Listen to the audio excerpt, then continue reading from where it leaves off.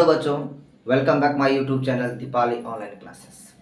बच्चों, आज आप लोगों को इस वीडियो में मैं गोलीय दर्पण के बारे में कुछ महत्वपूर्ण पद और जो है कि क्या क्वेश्चंस को बताने वाले हैं। सो आप लोग जो है कि इस वीडियो में बने रहें। चलते हैं, आपको हम बता रहे हैं। बच्चों, बेसिकली गोलीय दर्पण क्या होता है? गोलीय दर्पण किसी खोखले गोले का एक भाग होता है। बच्चों देखिए, यदि मैं एक खोखला गोला आपके सामने बनाऊं तो बच्चों ये खोखला गोला हो गया। आपका समझने की कोशिश कीजिए बच्चों। तो इस खोखले गोले का जो केंद्र होता है बच्चों, वो मेरा वक्रता केंद्र कहलाता है, जिसे हम ओ से डिनोट करते हैं। बच्चों ये मेरा वक्रता केंद्र है, नहीं सी से डिनोट करते हैं वक्रता केंद्र को। और यदि इसको हम दो भागों में बांट देते हैं बच्चों, यदि बांटते हैं तो एक जो है कि क्या भाग को हम बाहर से रंग देते हैं बच्चों, तो बाहर से रंगा हुआ भाग मेरा अवतल दर्पण कहलाएगा। इसे हम क्या कहते हैं बच्चों? अवतल दर्पण। ये मेरा अवतल दर्पण हो जाता है बच्चों। और एक भाग को हम अंदर से रंजित कर देते हैं, रंगाई कर देते हैं, तो ये मेरा बच्चों उत्तल दर्पण हो जाता है। क्या हो जाता है बच्चों? उत्तल दर्पण। तो कहने का मतलब इससे हम क्या समझ रहे हैं? वैसा गोलीय दर्पण जिसका बाहरी भाग रंगा हुआ हो उसको अवतल दर्पण, जिसका अंदर वाला भाग रंगा हुआ उसको क्या? उत्तल दर्पण कहेंगे। समझिए, जो भाग रंगा हुआ नहीं होगा वो मेरा परावर्तक सतह होगा बच्चों। समझिएगा, परावर्तक सतह। और जो रंगा हुआ होगा वो मेरा परावर्तक सतह नहीं होगा। समझिएगा। और जो इसको कोई भी गोलीय दर्पण को जो रंगाई किया जाता है उसको जो है कि क्या? चांदी से किया जाता है बच्चों। क्यों? क्योंकि चांदी से पास होने वाला जो है कि जो भी प्रकाश की किरण होता है वह उसको जो है कि क्या 95% जो है कि क्या प्रकाश की किरण को क्या परावर्तित करने की क्षमता रहता है। इसलिए गोलीय दर्पण को की रंगाई चांदी से किया जाता है। समझिएगा, गोलीय दर्पण के बीच वाला भाग जो होता है बच्चों उसको हम ध्रुव कहते हैं। गोलीय दर्पण का जो मध्य बिंदु होता है वो मेरा क्या कहलाता है? ध्रुव। और ध्रुव से जाने वाली जो है कि जो भी रेखा होगा या जो भी किरण होगा वो मेरा मुख्य अक्ष कहलाता है बच्चों। क्या कहलाता है? ये मुख्य अक्ष, प्रिंसिपल एक्सिस कहते हैं इसको बच्चों। समझिएगा, ये मुख्य अक्ष हो गया बच्चों। उसके बाद ध्रुव और वक्रता केंद्र के बीच की जो दूरी होता है मेरा बच्चों वो वक्रता त्रिज्या कहलाता है। ध्रुव और वक्रता केंद्र के बीच की दूरी जो होता है बच्चों ये वक्रता केंद्र। इसी जगह थोड़ा सा गोलीय दर्पण की निर्देशांक चिन्ह परिपाटी को समझते हैं बच्चों। गोलीय दर्पण की निर्देशांक चिन्ह परिपाटी को समझने के लिए ध्रुव को हम जो है कि क्या केंद्र मानते हैं बच्चों। क्या मानते हैं? केंद्र। और केंद्र से जो है कि क्या ए से लेफ्ट की जो है कि लेफ्ट की ओर जाने वाले डिस्टेंस को निगेटिव मानते हैं बच्चों, और राइट की ओर जो है कि क्या डिस्टेंस को हम क्या मानते हैं? पॉजिटिव। और इस गोलीय दर्पण में क्या होगा बच्चों? इस गोलीय दर्पण में ये मेरा लेफ्ट होगा तो ये मेरा क्या होगा बच्चों? निगेटिव। और ये राइट होगा तो ये मेरा क्या होगा बच्चों? पॉजिटिव। इसको यहाँ से अलग करना होगा बच्चों।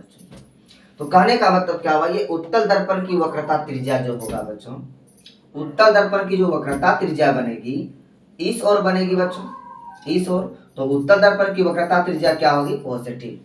और अवतल दर्पण की वक्रता त्रिज्या जो बनेगी इस ओर बनेगी, तो अवतल दर्पण की वक्रता त्रिज्या क्या होगी? नेगेटिव। अब आपको हम जो है कि क्या गोलीय दर्पण की मुख्य फोकस और फोकस दूरी को समझाते हैं। समझिए, उसके लिए आपको अलग अलग से जो है कि क्या गोलीय दर्पण बनाना होगा। तो सबसे पहले हम अवतल दर्पण के बारे में बात करते हैं। अवतल दर्पण, तो अवतल दर्पण किसे कहते हैं बच्चों? जिसका बाहर का भाग जो है कि क्या रंगा हुआ। सपोज दैट हम जो है कि ये अवतल दर्पण मानते हैं, तो इसका बाहर के भाग को क्या करना पड़ेगा? रंगना पड़ेगा। और इसके जो है कि मध्य बिंदु को क्या कहेंगे? ध्रुव कहेंगे। ध्रुव से जाने वाली जो भी लाइन होगा उसको हम क्या कहेंगे? मुख्य अक्ष। ये मेरा मुख्य अक्ष। क्या होता है बच्चों अवतल दर्पण में?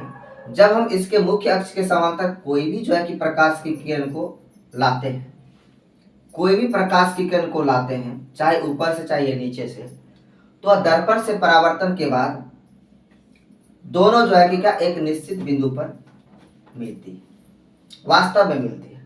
और इसी बिंदु को हम क्या कहते हैं बच्चों? मुख्य फोकस कहते हैं। क्या कहते हैं? मुख्य फोकस। और मुख्य फोकस और ध्रुव के बीच की दूरी क्या कहलाता है बच्चों? मुख्य फोकस और ध्रुव के बीच की दूरी को क्या कहते हैं? फोकस दूरी। और ये मेरा वक्रता केंद्र हो गया बच्चों।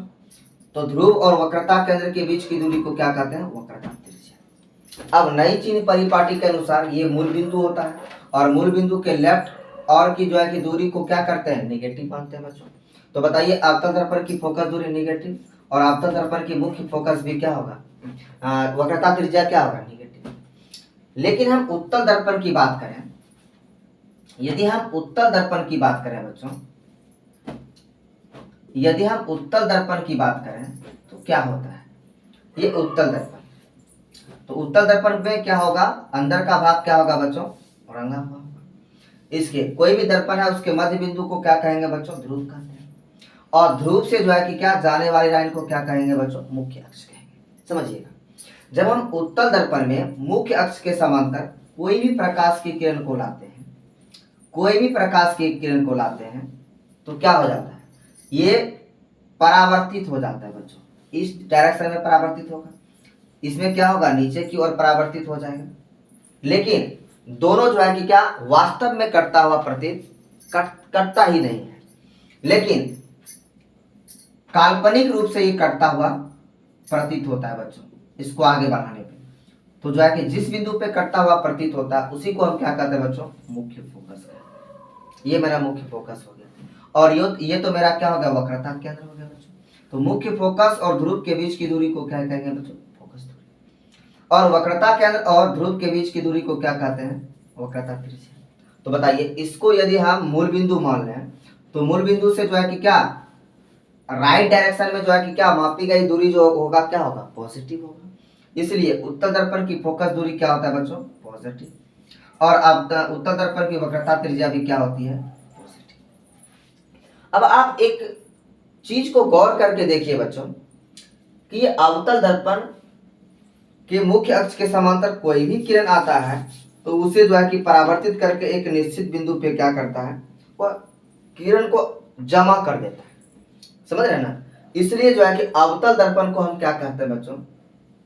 अभिसारी दर्पण कहते हैं।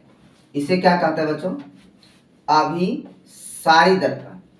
और उत्तल दर्पण में क्या होता है बच्चों? जब इसके मुख्य अक्ष के समांतर कोई भी किरण आता है तो वह उसे क्या करता है? बिखेर देता है बच्चों, प्रकाश के किरणों को एक बिंदु पे जो है कि वह केंद्रित नहीं कर पाता है। इसलिए हम उत्तल दर्पण को क्या कहते हैं बच्चों? अपसारी दर्पण। क्या कहते हैं बच्चों? अपसारी दर्पण कहते हैं।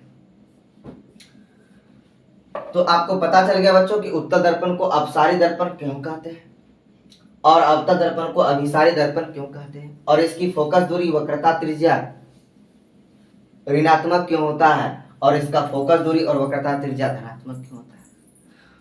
तो आपको ये वीडियो अच्छा लगे बच्चों तो हमारे चैनल को लाइक करें, शेयर करें और सब्सक्राइब करें। Thank you.